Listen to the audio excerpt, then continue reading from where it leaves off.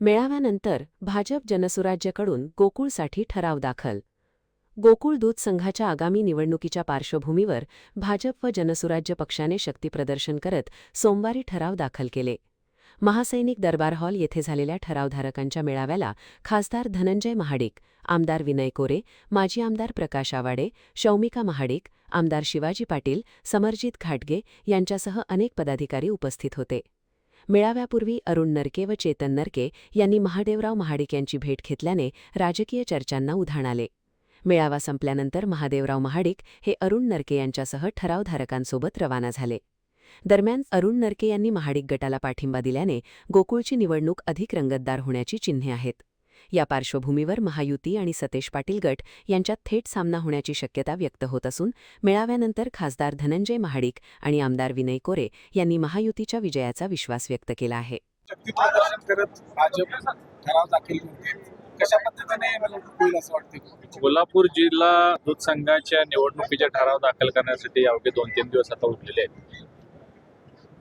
सन्माननीय मुख्यमंत्री देवेंद्रजी फडणवीस साहेब यांनी महायुती म्हणून या निवडणुकीला आपण सामोरं जायचं आहे अशा सूचना आम्हाला दिलेल्या आहेत. त्यानुसार भारतीय जनता पार्टी, शिवसेना, राष्ट्रवादी, जनसुराज्य याने आपापले ठराव एकत्रित करून शक्ती प्रदर्शन करून ठराव दाखल करायचे. आज हा दिवस आहे. भारतीय जनता पार्टीचा महासैनिक दरबार या ठिकाणी मेळावा झाला. 1430 ठराव आमचे भारतीय जनता पार्टी म्हणून त्या ठिकाणी जमा झालेले आहेत. ते सगळे ठरावधारक आता इथं यायला लागलेले आहेत. आजच्या या मेळाव्याचे प्रमुख म्हणून त्यांनी या दूध संघाचा कारभार पारदर्शकपणे सांभाळला, 25 वर्ष सांभाळला असे सन्माननीय महादेवरावजी महाडिक साहेब हे या मेळाव्यासाठी उपस्थित होते. त्यांनी नेतृत्व केलं. सर्व आमदार, सर्व माजी आमदार, माजी मंत्री आणि भारतीय जनता पार्टीचे सर्वच प्रमुख लोक या मेळाव्यात उपस्थित होते.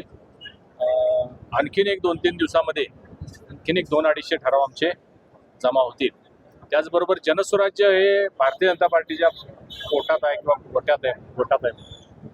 या आमच्याबरोबर जनसुराज्य सुद्धा आता ते लोक इथं येत आहेत. सन्माननीय आमदार विनय कोरे साहेब 445 ठराव त्यांच्यावर झालेत असं आता त्यांनी मला सांगितलं. ते इथे येत आहे. म्हणजे ठराव गोळा करण्यामध्ये भारतीय जनता पार्टी, जनसुराज्य हा मोठा भाऊ राहील या दूध संघाच्या निवडणुकीत असं मला आवर्जून सांगावंसं वाटतं.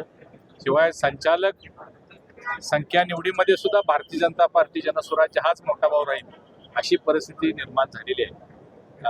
या निवडणुकीमध्ये 2-3 महिन्यामध्ये निवडणूक होईल. अजून बऱ्याच घडामोडी होणार आहेत. काही लोक कोर्टामध्ये गेलेले आहेत, काही अपात्र झालेले आहेत, काही पात्र, काही अपात्र संस्थांचेही ठराव देण्याचं काम झालं असं मला समजलं. छाननीनंतर चित्र स्पष्ट होईल. पण आम्ही महायुती म्हणून या निवडणुकीला सामोरं जात आहोत आणि मोठ्या मताधिक्यानं आम्ही सगळ्या निवडणुकीमध्ये विजय होऊ आणि शेतकऱ्यांना, दूध उत्पादकांना न्याय देऊ अशी आमची भूमिका आहे. इतके ठराव आता महायुतीकडे झालेले आहेत की जागा वाटपात दोस्तीमध्ये कुस्ती होती अशी शक्यता नाही. हे बा, जागा वाटपाच्या शेवटच्या दिवसापर्यंत ही घडामोडी चालूच राहणार.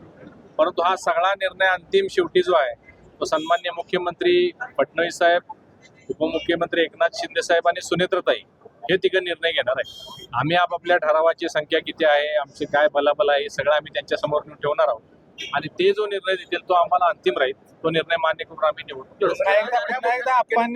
पुन्हा एकदा एंट्री झालेली आहे. अरुण नरके सोबत आले आहेत. अरुण नरके आपल्या विरोधी पॅनलच्या होल्डिंगवर होते, मात्र ते आता आपल्या आज महाडिक साहेबांचं 25 वर्ष या गोकुळ दूध संघावर वर्चस्व होतं याची कल्पना आपल्याला आहे. गेल्या 5 वर्ष अपवादात आज महाडिक साहेबांनी स्वतः अरुण नरके साहेबांना स्वतःच्या गाडीत घेऊन ते आज या आमच्या मेळाव्याला उपस्थित राहिले. 240 ठराव नरके साहेबांचे घेऊन ते इथं आलेले. आता 4 एक्के असतात पत्त्याच्या गट्ट्यामध्ये.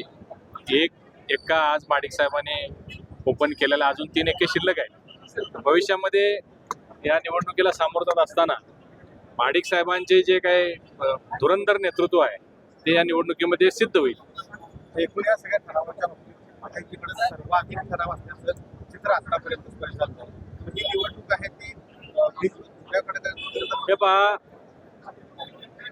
आजची जी घडामोड झालेली आहे, अरुण नरके साहेब हे तसे काँग्रेसचे पॅनल प्रमुख होते, ते आज आमच्यासोबत आलेले. म्हणजे काँग्रेसची ताकद खूप कमी झाली.